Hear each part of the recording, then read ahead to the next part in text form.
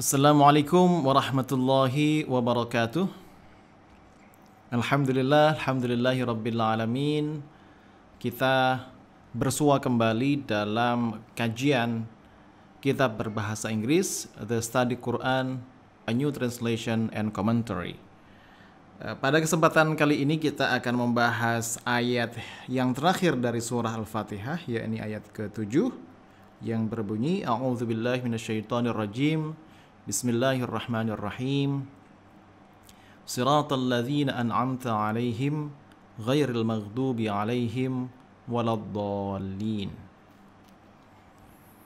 Yang diterjemahkan dalam bahasa Inggris, the path of those who thou hast blessed, not of those who incur wrath, nor of those who are astray. Atau jalan mereka yang engkau karuniai kenikmatan, bukan jalan mereka yang engkau berikan amarah, dan juga bukan mereka yang tersesat. Said Hussein Nasr bersama para penafsir di dalam buku The Study Quran ini memberikan komentar di ayat ke-7 ini. The seventh, according to some accounts, this verse is in fact two verses, the verse of which ends with has blessed. Menurut beberapa keterangan, ayat ini sebenarnya ada dua ayat. Yang pertama berakhir di kata has blessed atau an'amta, itu menurut At-Tabari, atau tercatat terekam dalam tafsir At-Tabari. The first part offers clarification regarding those who will be guided upon the straight path, which is further elaborated in Surah 4:69. Jadi ini ayat yang ketujuh ini bagian pertama memberikan klarifikasi terkait dengan who will be guided, siapa orang yang mendapat petunjuk itu. Petunjuk yakni guided upon the straight path. Ihdinas siratal mustaqim. Siapa yang mendapat siratal mustaqim itu? Dan secara lebih detail, which is further elaborated, dielaborasi di surah 4 ayat 69 yang berbunyi, whosoever obeys God, barang siapa yang mentaati Tuhannya, and the messengers, dan Rasulnya, dan Rasul, they are with those whom God has blessed. Mereka bersama orang-orang yang Allah telah anugerahi keberkahan atau nikmat. The prophets, dan para nabi. The truthful ones, orang-orang yang terpercaya. The witnesses, para saksi. The righteous, orang-orang yang saleh. What a beautiful companions they are. Betapa teman-teman yang sangat baik mereka itu. Those who are blessed by God also said to be those whom God has purified, so that they are able to attain unto Him. Jadi orang-orang yang telah diberkahi oleh Allah Subhanahu wa taala itu juga ditafsirkan atau dipahami sebagai orang yang telah dibersihkan, telah disucikan, sehingga mereka dapat mencapai Tuhan, mencapai pengetahuan menuju Tuhan. And those whom He has blessed by causing them to be mindful of the observance of the law and its decrees. Dan juga termasuk yang orang yang mendapatkan nikmat ini, an'amta ini, yang telah engkau beri nikmat atau berkeberkahan itu adalah orang-orang yang telah mendapatkan nikmat dengan causing them to be mindful, membuat mereka sadar dalam ketaatan terhadap hukum Allah dan ketentuan-ketentuannya. Mindful of the observance of the law and its decrees. Jadi sadar atas ketaatan terhadap hukum dan ketentuan-ketentuan yang datang dari Allah Subhanahu wa taala. The latter experience the realization of spiritual realities, but do not go beyond the limits of knowledge or violate any decrees of the law. Yang terakhir itu, yakni orang-orang yang dapat mencapai Allah, itu mengalami kesadaran, experience, the latter experience, the realization of spiritual realities. Jadi mengalami keterbukaan pengetahuan terhadap realitas spiritual. Jadi hal-hal yang bersifat batini, yang bersifat metafisik itu dapat dialami secara batini, secara spiritual oleh orang-orang yang mendapatkan nikmat itu, yang an'amta alaihim itu. Tapi, but do not go beyond the limits of knowledge. Tapi tidak melampaui batasan-batasan pengetahuan manusia atau violate any of the decrees of the law. Tapi tidak juga melanggar ketetapan-ketetapan atau ketentuan-ketentuan hukum Allah Subhanahu wa taala. Jadi orang yang purified tadi itu, orang yang mendapatkan nikmat, orang yang dibersihkan hatinya sehingga dapat mencapai Allah Subhanahu wa taala tadi itu, mereka itulah orang-orang yang mendapatkan nikmat, orang-orang yang mendapatkan berkah. An'amallahu alaihim. Tapi nikmat itu tidak sampai membuat orang itu melampaui batas-batas ketentuan hukum Allah Subhanahu wa taala. Gitu. Not of wala di frase akhir frase ayat yang ketujuh ini renders the acceptive particle ghair, bermakna pengecualian dari kata depan ghair. Kalau di ayat ketujuh ini kan disebutkan bahwa siratal ladzina an'amta alaihim, yang pertama itu disebutkan ghairil maghdubi alaihim waladhdallin. Nah, kalimat wala di situ kurang lebih bermakna serupa dengan ghair, yang artinya tidak, which is understood as being attached to the path, yang dipahami kata tersebut tidak bisa dilepaskan atau selalu terkait dengan the path, yaitu jalan yang lurus tadi yang sudah kita diskusikan sebelumnya. It could also be read as being attached to them, in which case it would mean the path of those whom thou hast blessed, not those who incur wrath.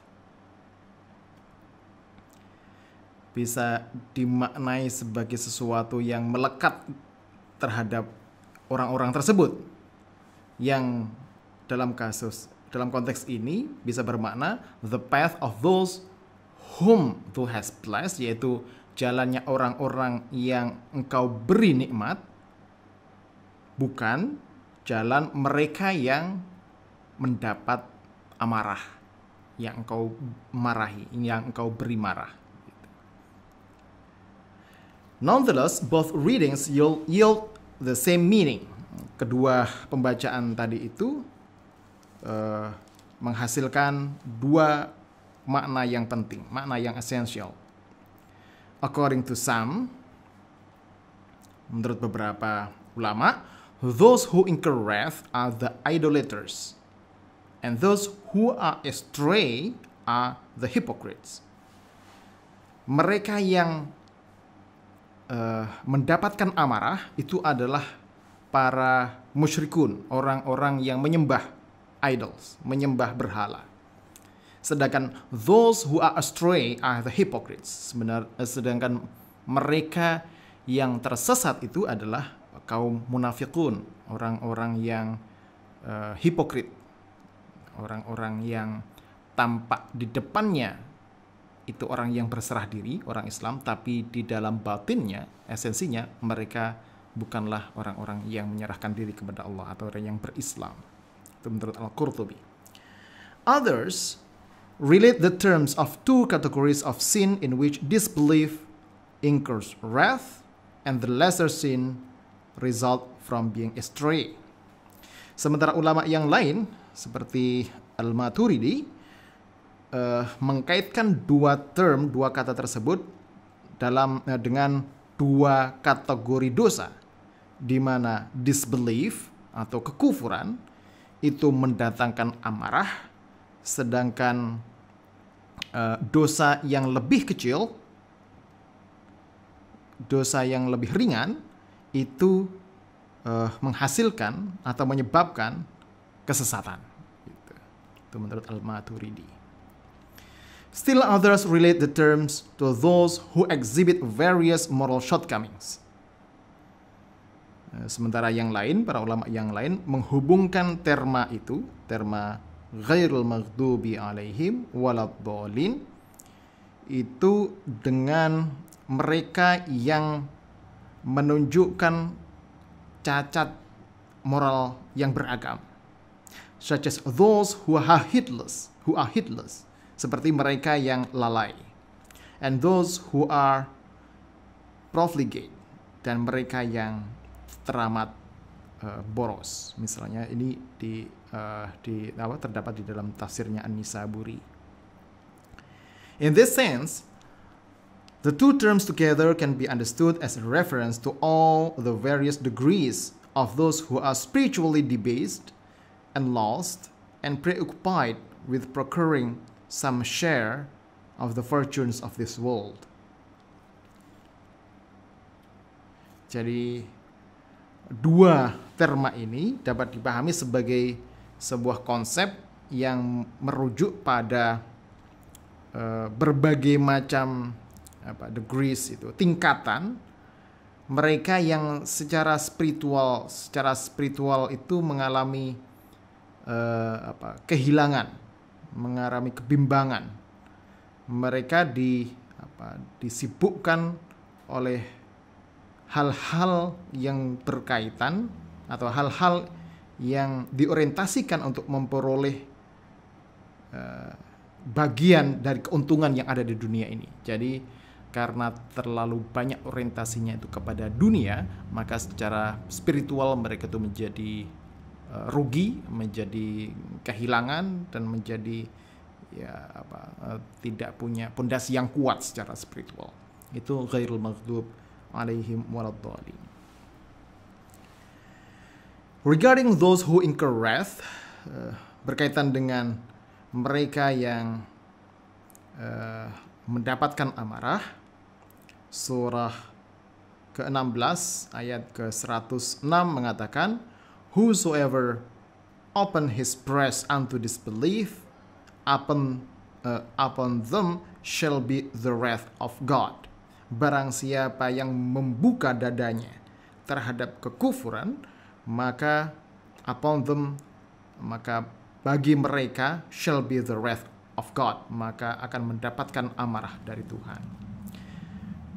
Hal yang senada juga diungkapkan di surah yang ke-42 ayat 16, yang mana di dalamnya Allah berfirman tentang mereka yang berargumen, berdebat tentang Tuhan setelah after having responded to him, setelah merespon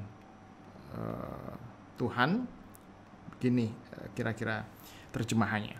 Their argument is baseless in the eyes of their Lord. Wrath shall be upon them, and theirs shall be a severe punishment. Argumentasi, perdebatan itu nggak ada dasarnya di mata Tuhan mereka. Kemarahan atau amarah Allah akan menimpa mereka, dan bagi mereka juga akan mendapat hukuman yang pedih.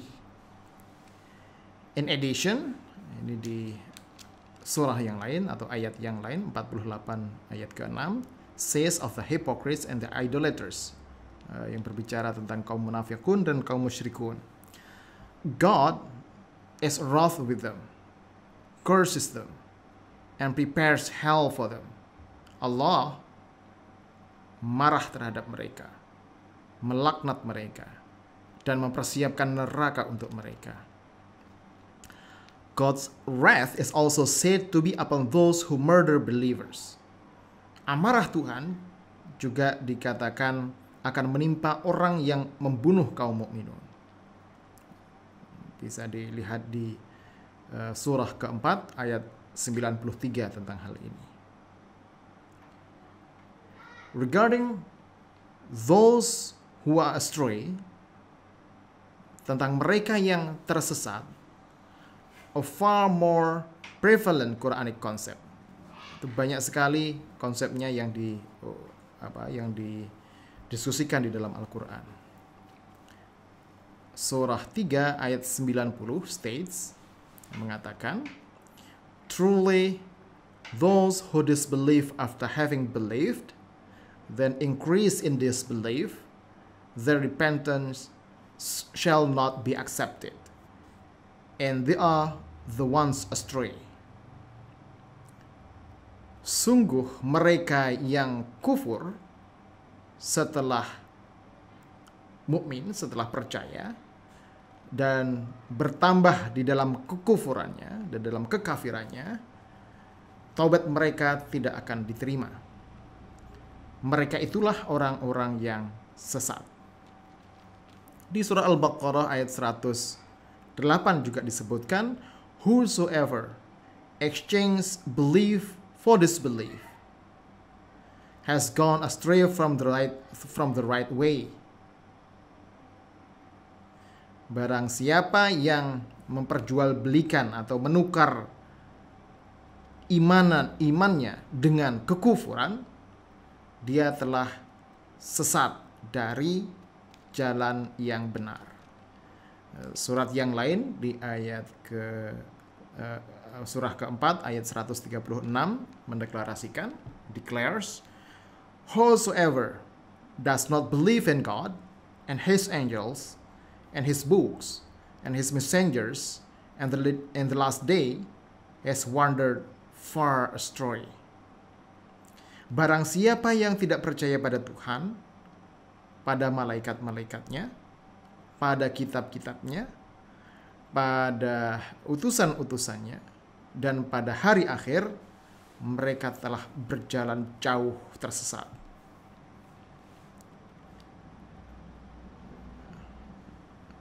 Addressing the psychology of being astray, merespon atau menanggapi psikologi kesesatan, surah ke-28 ayat 50, as theoretically, secara rhetorically, bertanya secara retoris, who is more astray than one who follows his caprice without guidance from God? Siapa yang lebih sesat daripada orang yang memperturutkan hawa nafsunya tanpa petunjuk dari Tuhan? Itu kira-kira. Read in light of the many verses that refer to incurring wrath and being astray. The final verse of this surah can be understood as a prayer. Jadi, kalau kita membaca dalam konteks banyak sekali ayat yang merujuk pada hal yang menyebabkan amarah Tuhan dan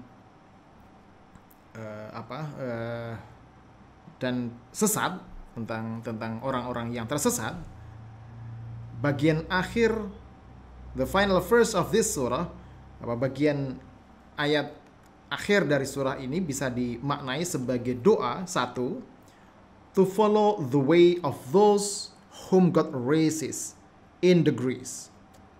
Maka doa untuk mengikuti jalan orang-orang yang Allah telah tinggikan derajatnya. Meaning, those who believe and those who have been given knowledge. Siapa mereka itu? Yaitu orang-orang amanu yang beriman, walladzina utul ilma, dan orang-orang yang telah diberikan pengetahuan atau ilmu kepadanya. Itu. And those who believe and who do not obscure their belief through wrongdoing. Kalau tadi di surah 58 ayat 11, yang kedua ini di ayat 6 ayat 82, yaitu orang-orang yang percaya, yang beriman dan tidak menghaburkan keimanan mereka itu dengan perbuatan-perbuatan yang keliru, yang mungkar, yang zalim. 2, yaitu doa tadi, prayer to follow those whom God raises in degrees. Dan yang kedua, to avoid the way of the disbelievers, yaitu untuk menjauhi jalan orang-orang yang tidak percaya, orang yang kufur, orang yang kafir. Some of whom are astray, and with some of them God is wrath. Siapa mereka itu? Yaitu mereka yang sebagian dari mereka itu sesat dalam kesesatan, dan dengan orang-orang yang Allah berikan amarah atau marah terhadap mereka. From one perspective, verse 6 to 7 refer to the manner in which all human beings are moving toward their Lord. Dari satu sudut pandang, ayat ini, ayat 6-7 ini merujuk atau menandakan sebuah keadaan di mana semua manusia itu bergerak maju, bergerak naik menuju Tuhan mereka. Itu menurut At-Tabarsi. Sebagaimana dijelaskan di surah ke-84 ayat ke-6, O mankind, truly thou art laboring unto thy Lord laboriously, and shall meet him. Atau di ayat lain juga disebutkan, and unto him is the journey's end. Wahai manusia, sesungguhnya engkau semua itu berjalan berduyun-duyun menuju Tuhanmu secara bersama-sama. And shall meet him, dan akan bertemu dengannya. And unto him is journey's end, the journey's ends. Dan kepadanya lah akhir sebuah perjalanan, akhir perjalanan ini. All things eventually return to God. Semua pada akhirnya akan kembali pada Tuhan. But in various ways and by various means. Dengan cara yang beragam dan dengan alat yang juga sangat bermacam-macam. As in surah 67:22, di surah ke-67 ayat 22, di mana dikatakan, is one who walks with his face stooped down more guided, and one who walks upright upon a straight path. Apakah dia yang berjalan dengan wajah menunduk itu lebih diberi petunjuk, atau mereka yang berjalan di atas jalan yang lurus? This verse is thus a request to be among those who proceed toward God with honor and dignity rather than with shame and disgrace. Ayat ini adalah sebuah permohonan agar manusia berada di antara orang-orang yang meneruskan perjalanan menuju Allah Subhanahu wa taala dengan kehormatan dan kedaulatan, daripada berjalan menuju Allah dengan rasa malu dan memalukan, gitu, shame and disgrace. The different qualities of paths followed by three categories mentioned in this verse are revealed by the different ways in which they are presented. Jadi kualitas-kualitas jalan yang berbeda dan diikuti oleh tiga kategori yang telah disebutkan di dalam ayat ini, itu semuanya dibuka, dijelaskan dengan by the different ways in which they are presented, dengan perbedaan cara mereka itu diungkapkan, dipresentasikan, disajikan. Those whom thou hast blessed, alladzina an'amta alaihim, mereka orang yang mendapatkan keberkahan, nikmat, conveys an action performed by God in the past tense. Membawa sebuah pesan, membawa sebuah makna tentang action, tentang praktek, tentang kegiatan, tentang aktivitas yang dilakukan oleh Tuhan di masa yang lalu. Thus giving a sense of finality and certitude, memberi makna finalitas, keberakhiran, sudah berakhir, sudah terjadi, and certitude, sebuah keyakinan, and that God's blessings and favor upon them have already occurred, yaitu berkah dan nikmat Tuhan terhadap mereka yang telah terjadi sebelumnya. Those who incur wrath does not name an active agent or say definitively that the outcome has occurred, only that they are subject to wrath. Sementara kata ghairil maghdubi, mereka orang yang mendapatkan amarah, tidak memberi petunjuk, tidak menunjuk agen yang aktif atau mengatakan sesuatu secara definitif, secara khusus, secara meyakinkan tentang hasil yang telah terjadi. Only that they are subject to wrath. Hanya mereka yang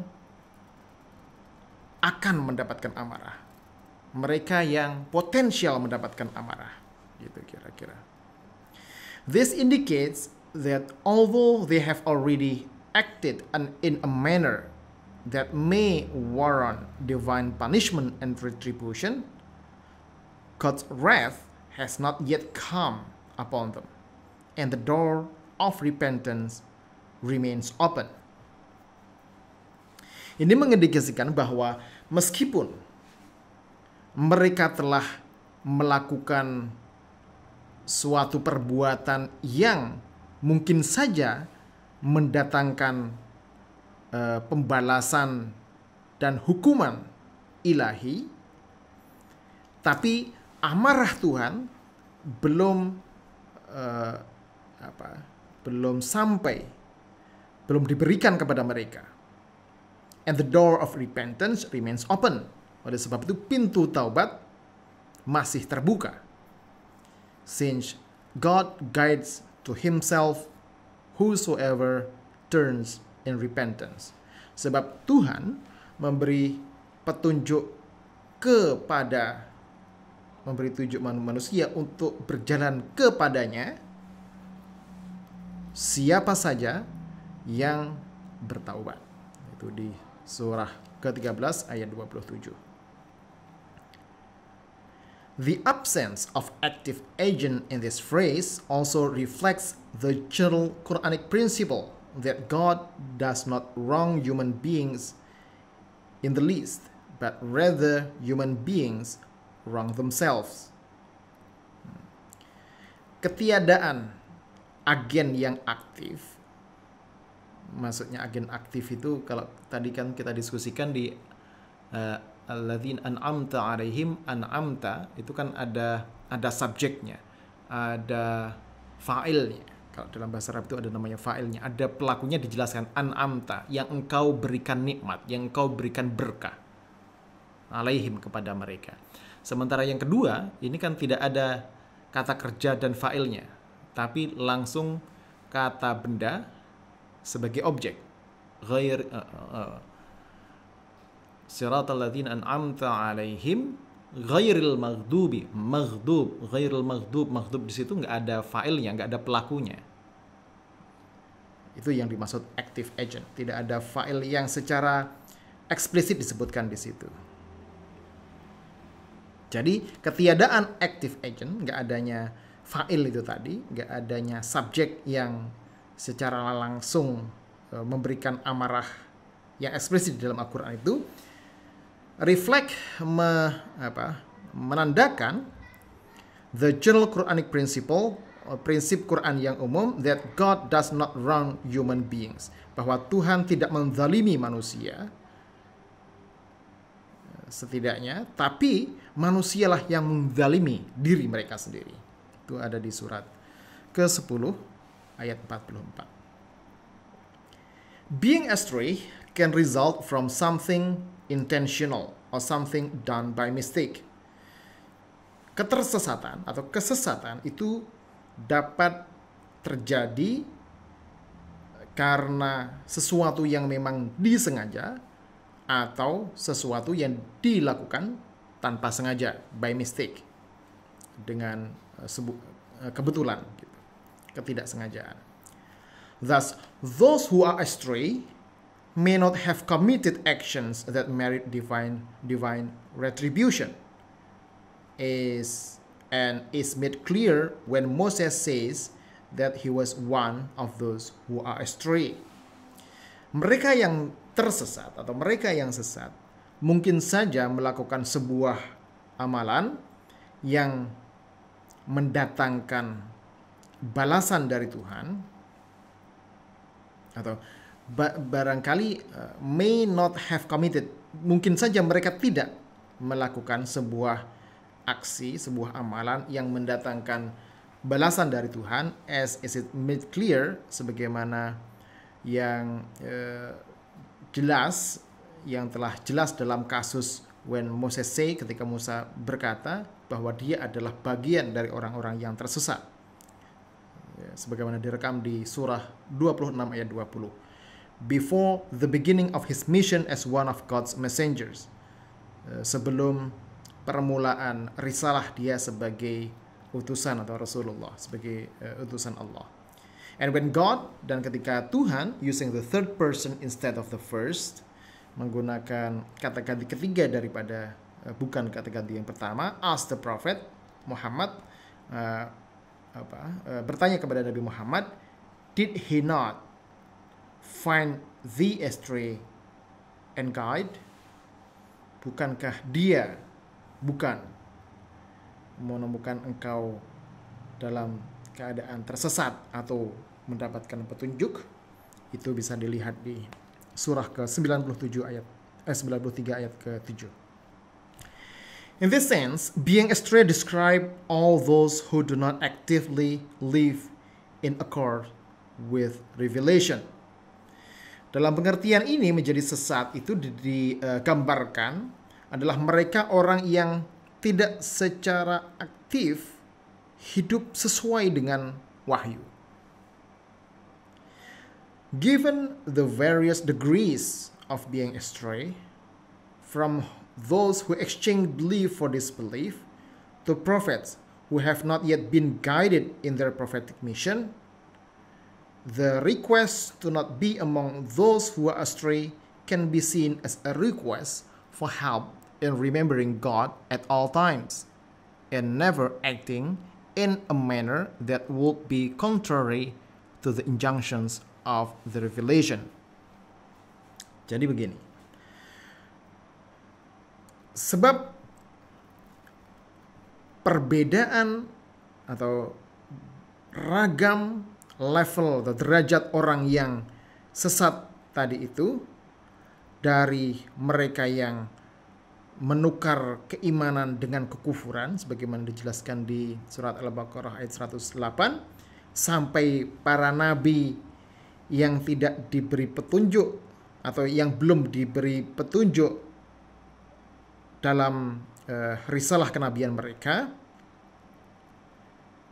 The request to not be among those who are astray, doa atau permintaan agar tidak termasuk orang-orang yang tersesat, can be seen as a request, bisa dilihat atau dipahami sebagai permintaan atau permohonan for help, untuk bantuan in remembering God, agar mengingat Allah Subhanahu wa taala atau Tuhan at all times,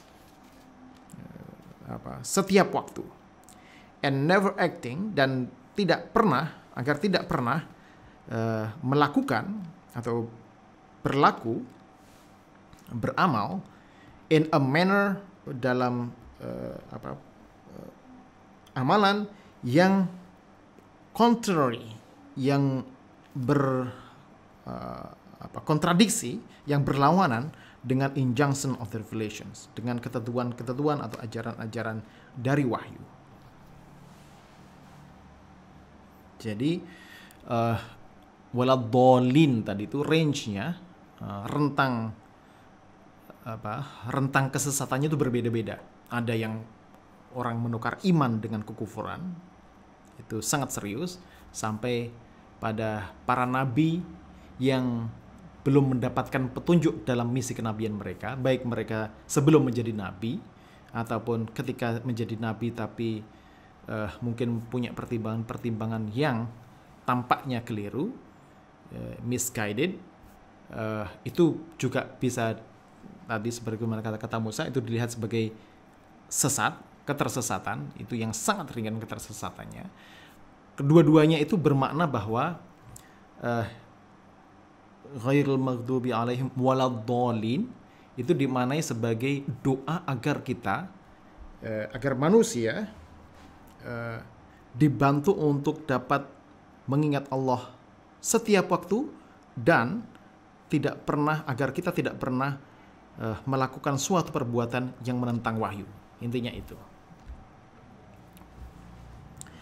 And when the straight path is understood as the vertical path of ascent toward God, those who incur wrath can be understood as reference to those upon a path of descent away from God. Ketika Siratal Mustaqim, jalan yang lurus, itu dipahami sebagai jalan vertikal, jalan naik menuju Allah, maka those who incur wrath, ghairil maghdubi, itu bisa dipahami sebagai rujukan, sebagai makna atau referensi kepada those who upon a path of descent away from God, yaitu mereka yang turun, mereka yang menjauh turun dari Allah Subhanahu wa taala. While those who are astray, sementara mereka yang tersesat, minder horizontally away from the path, berkelok secara horizontal menjauh dari jalan yang lurus, that leads toward the transcendent. Jadi berkelok horizontal menjauh dari jalan yang akan membawanya menuju yang transcendent, yaitu menuju Allah Subhanahu wa taala. These three possibilities then correspond to the three dimensions of space and symbolize all the possibilities of human state. Tiga kemungkinan ini berkesesuaian dengan tiga dimensi ruang dan menyimbolkan seluruh kemungkinan dari keberadaan atau keadaan manusia. Based upon a saying attributed to the Prophet, berdasarkan sebuah sabda yang dilekatkan kepada Nabi Muhammad SAW, though not considered to be of highest degree of authenticity, meskipun tidak dianggap sebagai hadis yang mempunyai otentisitas tinggi, One interpretation given by a number of commentators is that those who incur wrath and those who are astray refer to Jews and Christians respectively. Jadi satu interpretasi yang lain tentang ghairul maghdubi alaihim waladdallin tadi itu adalah yang diberikan oleh para mufassir, mereka yang mendapatkan amarah dan tersesat itu merujuk pada orang Yahudi dan orang Kristen. Itu direkam dalam kitab tafsirnya Ibnu Katsir dan Tabari dan yang lain-lain. In this vein, those who incur wrath is often connected with verses such as 2:61 to 93, 112, and 560. Mereka yang mendapatkan murka Allah atau amarah Allah itu seringkali dihubungkan dengan surah-surah yang berikut ini. Al-Baqarah 61, 90, terus kemudian surah ketiga ayat 112, surah kelima ayat ke-60, which speak of God's wrath and anger coming upon the children of Israel or upon the Jews, di mana ayat-ayat tersebut berbicara tentang murka Tuhan dan amarahnya yang ditimpakan kepada Bani Israel atau pada orang-orang Yahudi. Likewise, those who are astray is often read in connection with Surah 5:77, which warns, "Follow not the caprices of people who went astray before, and led many astray and strayed from the right way," and is understood as reference to Christians. Mereka yang tersesat itu bisa sering dibaca koneksinya dengan hubungannya dengan surah 5 ayat 77 yang mengingatkan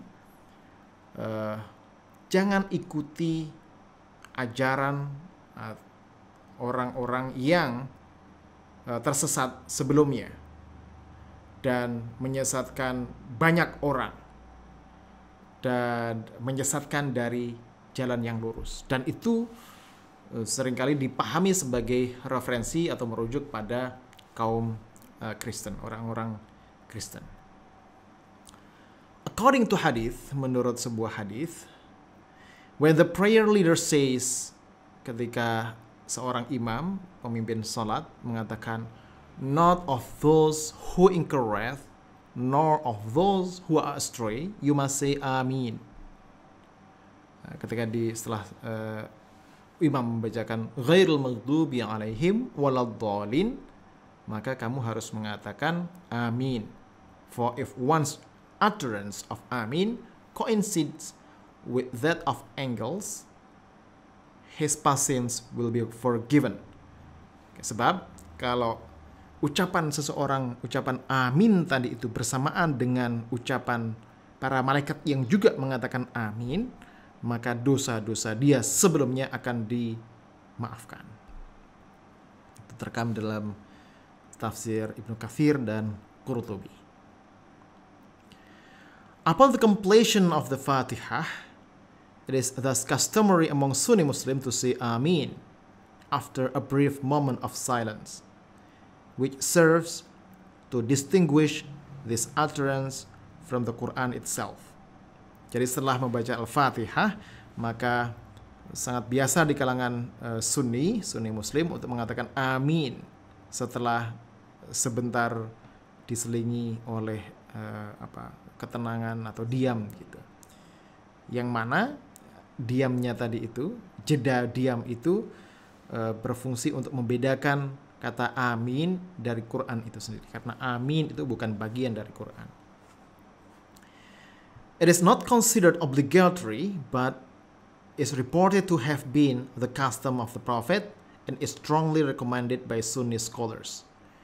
Ini bukan sebuah kewajiban mengatakan amin itu, tapi diriwayatkan bahwa hal itu sangat biasa atau bagian dari kebiasaan Rasulullah SAW, sehingga sangat direkomendasikan oleh para ulama dari kalangan Ahlus Sunnah wal Jamaah.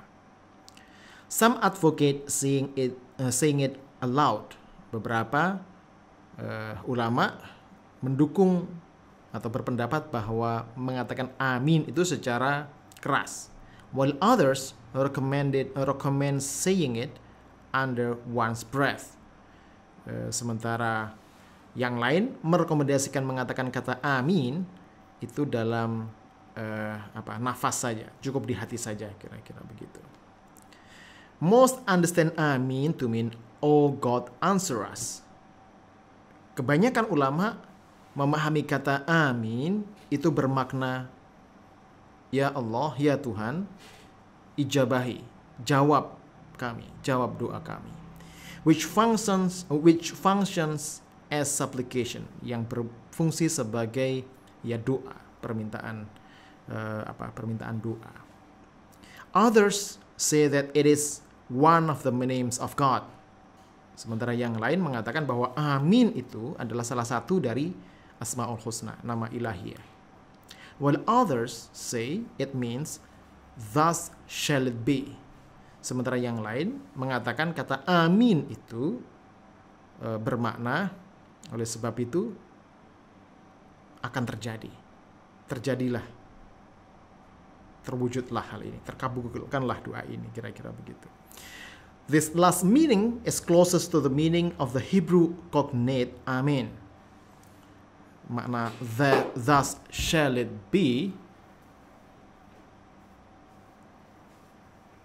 itu sangat dekat dengan makna dalam bahasa Hebrew yang mirip dengan amin itu, yaitu amin.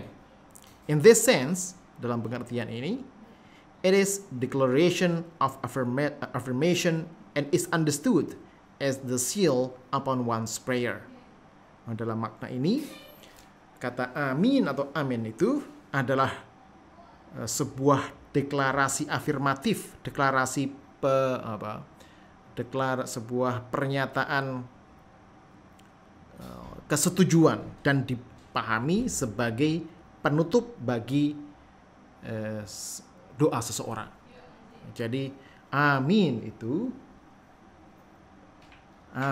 dimaknai sebagai penutup doa kita semuanya. Baik, demikian pembahasan kita tentang Al-Fatihah. Alhamdulillah telah kita tuntaskan dengan membahas ayat yang terakhir yaitu Siratal ladzina an'amta 'alaihim ghairil maghdubi 'alaihim waladdallin. Amin. Demikian pembahasan kita tentang surah Al-Fatihah. Mudah-mudahan bermanfaat karena banyak sekali makna-makna yang ternyata dalam sekali, luas sekali maknanya. Siapa itu yang mendapatkan nikmat dari Allah, an'amta 'alaihim. Kenapa di sana ada fa'il, ada an'amta disebutkan di sana? Dan itu terjadi di masa yang lalu. Dan siapa yang ghairul maghdubi, yang mendapatkan amarah, dan yang mendapatkan amarah itu siapa saja yang potensial mendapatkan amarah. Kita telah mendiskusikan tadi beberapa kemungkinannya, dari orang yang idolaters, dari kaum politeis, terus kemudian orang Yahudi, orang yang turun menjauh dari jalan Allah Subhanahu wa taala, dan siapa yang waladdallin, ada yang memaknainya sebagai orang Kristen, atau ada juga yang memaknainya sebagai orang munafik, ada yang memaknainya sebagai orang yang berjalan secara horizontal menjauh dari jalan Allah Subhanahu wa taala. Jadi diskusinya sangat menarik, dan lagi mudah-mudahan semua ini membuka cakrawala kita tentang bagaimana para mufassir terdahulu memaknai, menerjemahkan dan memahami ayat-ayat di dalam surah Al-Fatihah ini. Insyaallah bermanfaat. Kita jumpa lagi dalam pertemuan berikutnya untuk membahas tema-tema yang tidak kalah menarik dari kitab The Study Quran, A New Translation and Commentary ini. Wabillahi taufiq wal hidayah. Wassalamualaikum warahmatullahi wabarakatuh.